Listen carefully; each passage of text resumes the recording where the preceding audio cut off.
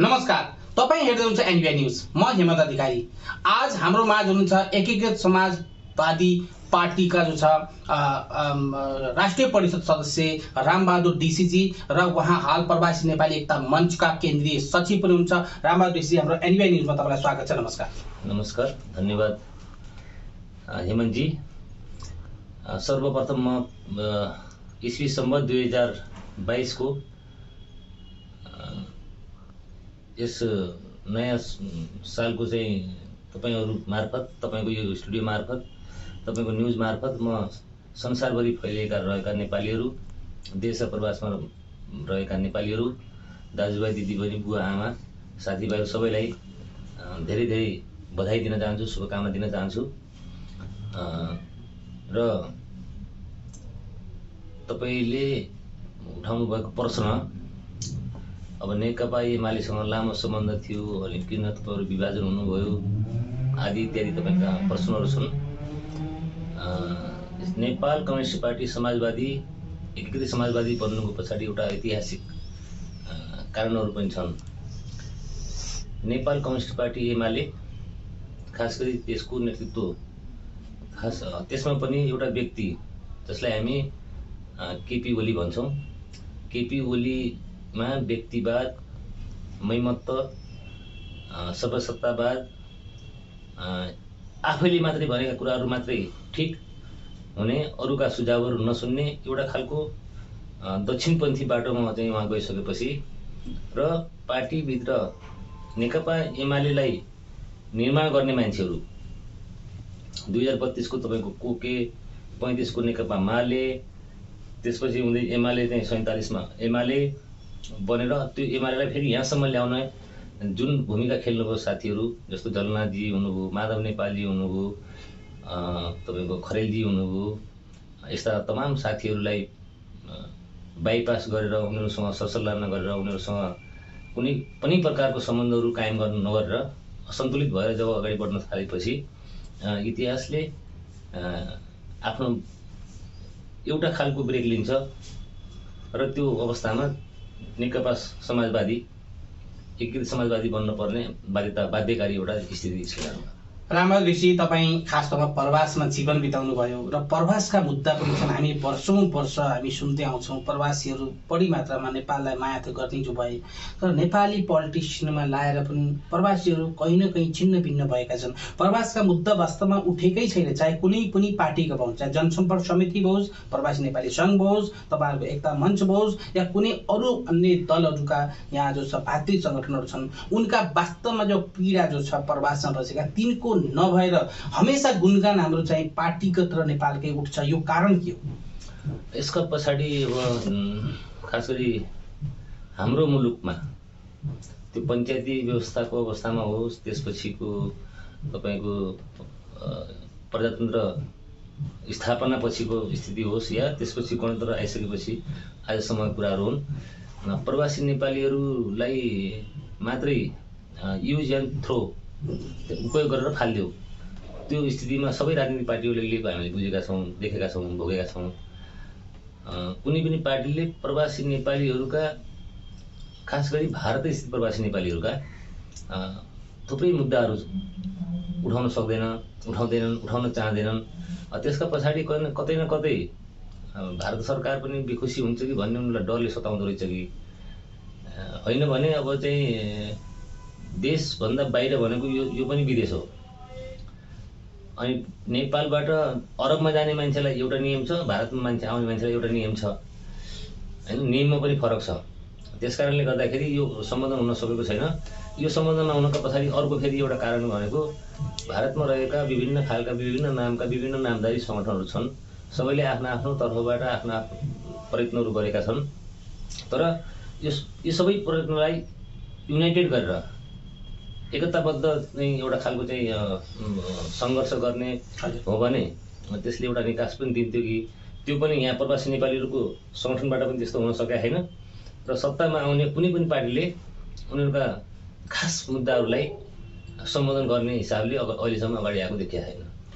तर प्रवासीहरूका जो वेदना छन्, पीडा छ, या प्रवासीहरू अहिलेसम्म प्रवासी नि हिजो प्रत्येक गाउँ प्रत्येक घरका व्यक्ति भारतसित रोजगारको निम्ति भारतमा आएर नि भन्दाखेरि उहाँको चुला जल्थ्यो, रोजगार भारतमै थियो भने अहिले केही देशमा फैलिएका छन् र बढी मात्रामा आज भारतमा भन्दा विदेशिएका छन् र अहिले केही कोभिडले गर्दा कम होलान्, तर अहिले भारतमा भन्दा फेरि पनि मान्छेको चासो विदेशतिरको छ र भारतमा केही न केही पार्टीले कम जनसङ्ख्याको आधारमा आकलन गरेर अहिले कहीँ न कहीँ अरू पार्टीहरूलाई पनि भारतको भातृ सङ्गठनलाई सीमित गरेको छ।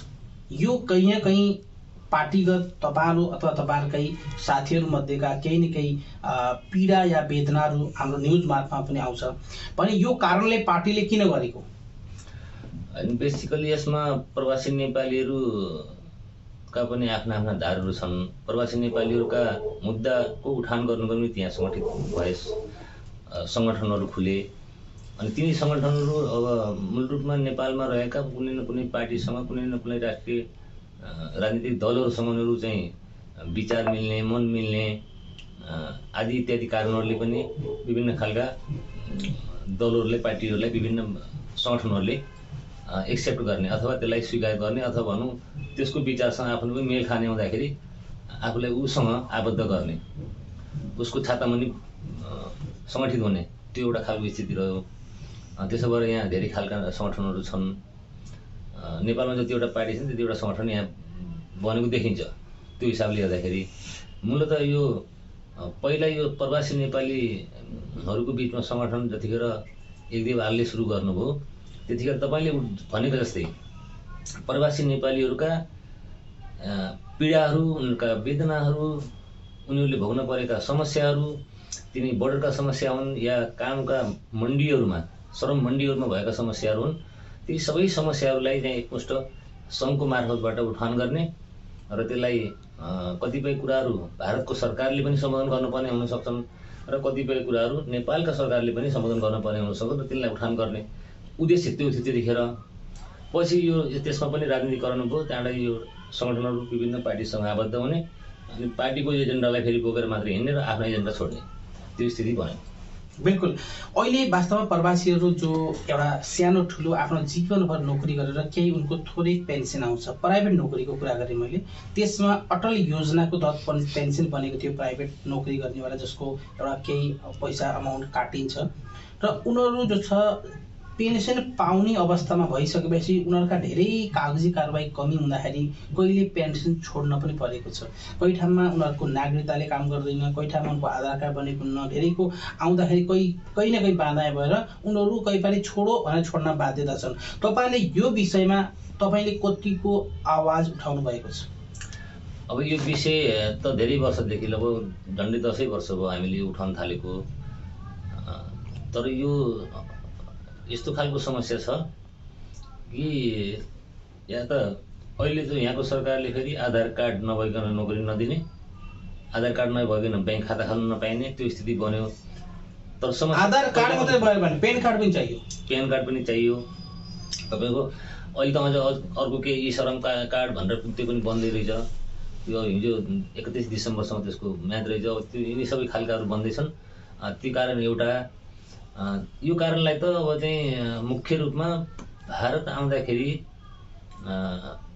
कुनै भिजा या पासपोर्ट बनाउनु नपर्ने, सिधै मान्छे उठ्यो झोला बोक्यो सिधै चाहिँ अब चाहिँ आफ्नो कर्मस्थलमा पुग्ने या आफ्ना मान्छेहरू जहाँ छन् त्यहाँ पुगेर नोकरी लाग्ने, त्यो थियो पहिला स्थिति। त्यो कारणले गर्दाखेरि पहिला नियममा पनि त्यस्तो धेरै फरक थिएन। यो त 1990 पछि सायद तपाईँको यो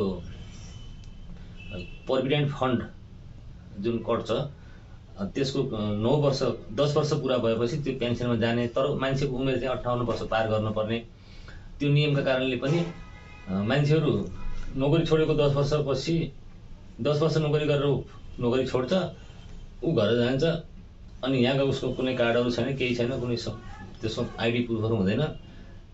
त्यस कारणले गर्दाखेरि ऊ चाहिँ अप्ठ्यारोमा परेको हुँदाखेरि यसलाई चाहिँ सिधै सरकार टु सरकारको बिचमा, सरकार र सरकारको बिचमा, भारत सरकार र नेपाल सरकारको बिचमा त्यस्तो कुनै एउटा उपाय निकालेर यहाँ आउने मान्छेहरूले पाउनुपर्ने पेन्सनहरूलाई सजिलो गरी कसरी बनाउन सकिन्छ भनेर सम्बोधन गर्नुपर्ने हो। त्यो कुरा फेरि नेपाल एम्बेसीले पनि उठाइदिनु पर्ने हो, सरकारलाई त्यो कुराहरू जानकारी गराउनु पर्ने हो त्यो एम्बेसीको पनि त्यस्तो पहल भएको देखिँदैन र हामी प्रवासी नेपालीहरू अब आफ्नो आफ्नो ढङ्गले उठाएका छौँ। त्यो हामीहरूको आवाज कमजोर बन्छ र दुईतिरको सरकारले नसुन्ने स्थिति छ। बिल्कुल, त्यहाँ धेरै केसहरू छन् जो ब्याङ्कमा भएको पैसा आफ्नै पनि निकाल्नमा दुःख भएर एम्बेसी थ्रु हार गुहार लगाएर एम्बेसीले दिएको कागजमा पनि ब्याङ्कले पैसा नदिएको स्थिति हामी स्थितिमा आएको छ र उहाँहरूले कुन तहले कसरी पाइएला भनेर हार गुहार गरिरहेका पनि अवस्था छ। यो खास तौरमा प्रवासीहरूका वेदना तपाईँहरू यहाँ बसेर पार्टीगत भन्दा पनि प्रवासीहरूको समस्यालाई नै उठाउँदाखेरि अत्यन्त राम्रो हुन्थ्यो होला भन्ने हाम्रो एनबिआई न्युजबाट पनि तपाईँहरूलाई आग्रह छ र तपाईँले यो विषयलाई के भन्न चाहनुहुन्छ? यो विषयमा हामी अस्ति हाम्रो एउटा चाहिँ यो दिल्ली राज्य समितिमा पनि हामीले विषय उठाउनु भएको छ र हाम्रो तुरुन्तै अब हामी केही दिनभित्रै एउटा केन्द्रीय सेन्ट्रल कमिटी बैठक बस्छौँ। त्यो बैठकमा हामी त्यसलाई कसरी अगाडि बढाउने भनेर हामी एकदम त्यसलाई प्रस्तावकै रूपमा लैजान्छौँ हामी र त्यसलाई हामी त्यहाँ गहन छलफल गरेर एउटा निष्कर्षमा पुग्छौँ र तपाईँहरू मार्फत हामी जानकारी गराउँछौँ। बिल्कुल रामबहादुरजी, वास्तवमा तपाईँहरू यहाँ प्रवासीहरूका दुईवटा फाँका भइसकेका छन्। प्रवासी नेपाली सङ्घ जो तपाईँ वर्षौँदेखि आबद्ध हुनुहुन्थ्यो, अहिले प्रवासी नेपाली एकता मञ्चमा तपाईँ आबद्ध हुनुहुन्छ। नेपाल पनि पार्टी दुई गुट भयो, यहाँ पनि दुई गुट छ। यो प्रवासीहरूको पार्टीगत लाएर दुई गुट हुन ठिक कि समग्र प्रवासीहरू चाहे कुनै पनि दलगतका भउन् एकताबद्ध भएर एउटै सिङ्गो छाता मुनि आउने कहिले होला? हेर्नुहोस्, अब यो एउटै छाता मुनि भन्ने कुरा कस्तो हुँदो रहेछ भने जब दृष्टिकोणहरू मिल्छन्, तपाईँको विश्व दृष्टिकोणहरू मिल्नु पर्यो, त्यसपछि तपाईँका विचारहरू मिल्नु पर्यो, त्यसपछि पार्टीहरूले गरेका राम्रा या नराम्रा कामहरूलाई छुट्याउन सक्नु पर्यो। त्यो छुट्याउने सन्दर्भमा जब दृष्टिकोणहरू फरक हुन्छन्, जब हेराइ बुझाइ फरक हुन्छ, त्यसपछि यो विभाजन अपरिहार्य बनेर आउँदो रहेछ। अब हाम्रो चाहिँ प्रवासी नेपाली सङ्घको नेतृत्वमा रहेका साथीहरू पुस 5 को घटनालाई उहाँहरू चाहिँ एकदम अग्रगामी भन्नुहुन्छ। केपी ओली शर्माले नेकपा एमालेको तर्फबाट गरिने जेसुकै काम पनि तिनी ठिक हुन् भनेर उहाँहरू भन्नुहुन्छ र उहाँले गरेका नराम्रा कामहरू हामीले ठिक छैनन् भन्यौँ। त्यसो भन्दाखेरि उहाँको र हाम्रो दृष्टिकोणमा फरक भयो। बिल्कुल, यो त तपाईँको पार्टीगत भयो। हामीले प्रवासी सङ्घ बिच भन्यौँ, हामीले समग्र भारतमा रहेका कुनै पनि दलगतका नेपाली मान्छे जो नेपाल छोडेर भारतमा आएका छन् भने यहाँ लाखौँ लाख नेपालीहरू छन्। तपाईँहरू सबै पार्टीका सङ्गठनमा पनि 1 लाख हुनुहुन्न, जबकि तपाईँको यहाँ 50-60 लाख गिन्ती गर्दाखेरि सरकारको आँकडामा 50 लाख छन्, 60 लाख छन्, 80 लाख छन् भन्ने एउटा एक आकलन पुरा त छैन, त्यही पनि एउटा बोल्दाखेरिको आँकडा यो आउँछ र मात्र सबै चाहे जनसम्पर्क होस्, चाहे एकता मञ्च होस्, चाहे प्रवासी सङ्घ, समग्र दलकालाई मिलाउँदाखेरि एकता समाज होस्, टोटललाई मिलाउँदा पनि 1 लाख जनसङ्ख्या छैन। बाँकी 60 लाख या 70 लाख जनसङ्ख्या जो एक कुनै दलगतमा छैन, तिनका पनि आफ्ना आफ्ना वेदना छन्। तिनको आवाज कसले उठाउने? कुनै न कुनै रूपमा प्रवासी नेपालीहरू कुनै न कुनै रूपमा कुनै न कुनै सङ्गठनसँग जोडिएका छन् या आफन्त मार्फत आफन्तहरू सङ्गठनमा भएको आधारमा तिनीहरूको सम्पर्कमा छन्, कतिपय आफै सङ्गठित छन्। कुनै न कुनै रूपमा उनीहरू प्रवासी नेपालीहरूको भनौँ न प्रवासी नेपाली सङ्घहरू सङ्घ संस्थाहरूमा कुनै न कुनै रूपमा तिनीहरू जोडिएका छन्, सांस्कृतिक हिसाबले अथवा अरू कुनै हिसाबले, खेलको हिसाबले या विचारको हिसाबले पनि। तर 60 लाख भनेर हामीले चाहिँ 1990 को सेरोफेरोमा 60 लाख भनेर चाहिँ हामीले अनुमान गर्थ्यौँ। त्यो बेलाको हाम्रो सङ्घले संस्थाको रूपमै त्यो घोषणा गरेको थियो 60 लाख नेपाली भएको अनुमान। तर 1990 को दशकपछि खास गरी गल्फ कन्ट्रीहरूमा पनि नेपालबाट श्रमिकहरूलाई पठाउने जुन एउटा स्थिति बन्यो, जाने एउटा स्थिति बन्यो, त्यसपछि चाहिँ प्रवासमा धेरै मान्छे त्यो नेपाल गए, नेपालबाट फेरि विदेशतिर गए। त्यो अहिले 60 लाख छन् होला भन्ने त मैले अनुमान गर्न सक्दिनँ। तर पनि अब तपाईँको ठ्याक्कै तपाईँको विचार अनुमानित कतिसम्म होलान्? अहिले त्यो ठ्याक्कै घट्या छ, 30-35 को सेरोफेरोमा हुनुपर्छ भन्ने मेरो आफ्नो व्यक्तिगत 30-35 त अझै पनि छ भन्ने तपाईँले मान्नुहुन्छ? हजुर, त्यति छ। कश्मीरबाट कन्याकुमारी समग्र भारतलाई जोड्दा समग्र भारत। बिल्कुल, ती 30-35 मा तपाईँ आफै अनुभव लगाउनुहोस् कि सङ्गठित कति छन्?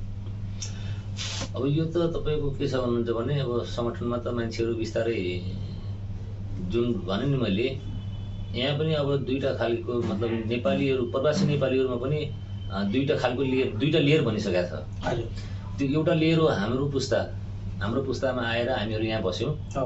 र हाम्रो सन्तानहरू यहीँ जन्मिए, यहीँको हावापानी, यहीँको चाहिँ पढाइ लेखाइ, यहाँको शिक्षा दीक्षा आदि इत्यादि होइन। अनि उनीहरू चाहिँ नयाँ ढङ्गले फेरि आजको यो तपाईँको यो होइन यो नयाँ प्रविधिको युगमा जन्मेका बच्चा बच्चीहरू, उनीहरूलाई नेपालको राजनीतिसँग कुनै सरोकार भएन। हजुर। त्यहाँको उनीहरूले माटो देखेका छैनन्, पानी देखेका छैनन्। अब कहिलेकाहीँ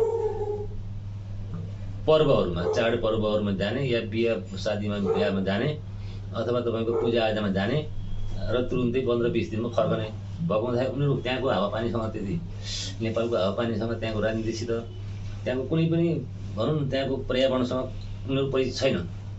त्यसो भएर तिनीहरूले परिचित नभएका चिजहरूसँग उनीहरूले सरोकार राख्ने कुरो पनि भएन, विषय पनि भएन। त्यसो भएर एउटा त्यो लेयर छ, जुन नयाँ पुस्ता आएको छ, तर तिनीहरूसँग फेरि सिप छ, प्रविधि छ, ज्ञान छ होइन। त्यसलाई उपयोग गर्नु पर्थ्यो सङ्गठनहरूले, त्यो पनि गर्न सकेको देखिँदैन। अनि हाम्रो जुन पुस्ता हो त्यो पुस्ताले चाहिँ उही पुरानो ढङ्गले सोचिरहेछ, नयाँ ढङ्गले ऊ जान सकेको छैन। त्यसो भएर सङ्घमा कति आबद्ध छन् भन्ने कुराको पनि त्यस सरोकार हुँदैन। उनीहरूले मुद्दा उठाउने सवालमा तिनीहरूका समस्यालाई कसरी उठाइरहेछन् भन्ने कुराको ले निर्धारण पनि गर्दछ। त्यसो भएको हुँदाखेरि 60 लाख नेपालीमा उहाँसँग 4-5 लाख त चाहिन्थ्यो नि सङ्गठित सदस्य भन्ने हजुरको तर्क हुनसक्छ। त्यो जायज पनि होला। तर मान्छे कुनै न कुनै रूपमा, मैले अघि भनिसकेँ तपाईँसँग, कुनै न कुनै रूपमा चाहिँ फेरि पनि सङ्घ संस्थासँग उनीहरू सम्पर्कमा छन्। बिल्कुल रामराजी, तपाईँको खास तौरमा अहिले जो एकता मञ्च छ त्यसको उद्देश्य के छ? त्यो उद्देश्य विषय आफ्नो जो संस्था अहिले तपाईँ जो प्रवासी नेपाली एकता मञ्चबाट जो तपाईँ केन्द्रीय सचिव हुनुहुन्छ, तपाईँको संस्थाको उद्देश्य के हो? होइन, अब संस्थाको उद्देश्य त त्यही हो, मैले अघि नै भनिसकेँ। उद्देश्यहरू पवित्र हुन्। अब यो जन्मकालदेखि नै प्रवासी नेपाली जनकल्याणकारी सङ्घ भनेर जुन 1965 मा बन्यो, त्यो 64 मा त्यो हाम्रो प्रस्थान बिन्दु थियो। एकदेव आलेले त्यो सङ्गठन निर्माण गर्नुभयो र त्यसपछि अहिलेसम्म विभिन्न खालका सङ्गठनहरू छन्। अब कतिपयले एकदेव आलेलाई चाहिँ अब नमान्न सक्छौँ, तर हामीहरूले मान्छौँ, किनभने उहाँको विचारसँग, उहाँको उद्देश्यसँग हामी पनि परिचित भयौँ र त्यसैलाई हामीले चाहिँ अब भिडियोको रूपमा एउटा थाम्ने काम जस्तो सबैले गरेर देखिन्छ। त्यसो हुँदाखेरि उद्देश्य त प्रवासी नेपालीहरूलाई उनका पीडाबाट, उनीहरूका दर्दबाट, उनीहरूका दुःखबाट, उनका समस्याबाट मुक्त गर्ने पवित्र उद्देश्य हो। अहिले पनि हाम्रो त्यही उद्देश्य हो होइन। त्यसको बावजुद पनि हामी नेपालसँग सरोकार राख्ने, हाम्रो नातागाता, हाम्रो चाहिँ परिवार, हाम्रो होइन सबै संस्कृति आदि त्यो सबै हामी नेपालमै छ। हामी त यहाँ व्यक्ति मात्रै छौँ, हाम्रो मन त नेपालमै हुन्छ। त्यसो हुँदाखेरि नेपालका गतिविधिसँग, त्यहाँको राजनीतिसित, त्यहाँको सामाजिक आन्दोलनहरूसित, त्यहाँको चाहिँ होइन यावत खालका समस्याहरूसित हामी परिचित पनि छौँ र त्योसित सरोकार पनि राख्छौँ। त्यसो भएको हुँदाखेरि हामीले नेपालमा हेर्ने दृष्टिकोण हाम्रो चाहिँ त्यहाँका पार्टीहरू, तिनीहरूका उद्देश्यसित हाम्रो मेल खाँदैन भन्ने कुराले पनि निर्धारण गर्ने हुँदाखेरि त्यही ढङ्गले अगाडि बढिरहेको छ। बिल्कुल रामराजी, हाम्रो एनबिआई न्युजलाई तपाईँले यो खास तौरमा किम्ती समय दिनुभयो र अब हामी अन्तिममा तपाईँलाई यो हाम्रो भारत र नेपालको मैत्री सन्धिको विषयमा 2 शब्द र समग्र विश्वमा छरिएका एनबिआई न्युजका दर्शकहरूलाई केही सानो छोटो सन्देश। अब यो नेपाल र भारतको मैत्रीको सन्दर्भ त अलि जटिल विषय बनाएको छ। 1950 सन्धिलाई हामीले असमान सन्धि हो, यो खारेज गर भनेर भन्दै आएको हामी बच्चैदेखि हो र त्यो अहिलेसम्म पुनरावलोकन पनि भएको छैन। कम्तीमा पनि मनमोहन अधिकारीले यसलाई पुनरावलोकन गर्नुपर्छ भनेर उठाउनुभयो 2051 मा भारतको चाहिँ भरमा आउँदाखेरि। त्यसपछि अहिलेसम्म त्यो कुराले पनि प्रगति पाएको छैन। त्यसो हुँदाखेरि अब भारत र नेपालको मैत्री मित्रता भनेको चाहिँ फेरि सामाजिक पनि छ, आर्थिक पनि छ, अरू यावत छ, पुरानो सम्बन्धहरू छन्। अब चाहिँ छोरीबेटीको कुराहरू पनि गर्छन् कतै कतै होइन। पश्चिमतिर हेर्नुभयो भने त्यो पनि देखिन्छ, पूर्वतिर पनि देखिन्छ। तर यो ऐतिहासिक छ, परापूर्वकालदेखि यो सम्बन्ध बन्दै आएको सम्बन्ध छ। यसलाई चाहिँ मित्रवत ढङ्गले, समान ढङ्गले, बराबरीको हैसियतमा यो मित्रतालाई कायम गर्ने र अगाडि बढाउनु पर्छ भन्ने हाम्रो मान्यता हो। तर यसमा चाहिँ अब भारतको एउटा खालको ठुल्दै बन्ने प्रवृत्तिका कारणले यसमा समस्या देखिँदै आएको छ। त्यसो हुँदाखेरि अब भारतीय जनता र नेपाली जनताको बिचको जुन सम्बन्ध छ यसलाई त नयाँ ढङ्गले नयाँ तरिकाले एउटा नयाँ उचाइमा पुर्याउनु पर्छ भन्ने हाम्रो मान्यता हो। त्यसलाई हामीले जोडबल पनि गरिरहेका छौँ। जनताको लेभलमा त्यस्तो केही समस्या होइन, राजनीतिक लेभलमा छन् समस्याहरू, त्यसलाई त्यही ढङ्गले गर्नुपर्ने। अनि कूटनीतिक सम्बन्धहरूलाई कूटनीतिक नियोग मार्फत सल्टाउनु पर्ने, त्यो पनि हुन सकेको छैन। त्यसलाई चाँडै गरियोस् भन्ने हामीले चाहिँ माग राख्दछौँ। बिल्कुल। यहाँ हुनुहुन्थ्यो रामबहादुर डीसीजी र प्रवासी नेपाली एकता मञ्चका केन्द्रीय सचिव र हाम्रो एनिवे न्युजमा आएर तपाईँहरूलाई सन्देश दिनुभयो र हामीले फेरि उहाँलाई बोलाउने बाचासहित अहिले हामी तपाईँहरूको माझ हामी बिदा लिन्छौँ। रामबहादुर डीसीजी, हामीलाई किमती समय दिनुको लागि धेरै धन्यवाद। नमस्कार, हस्, धन्यवाद।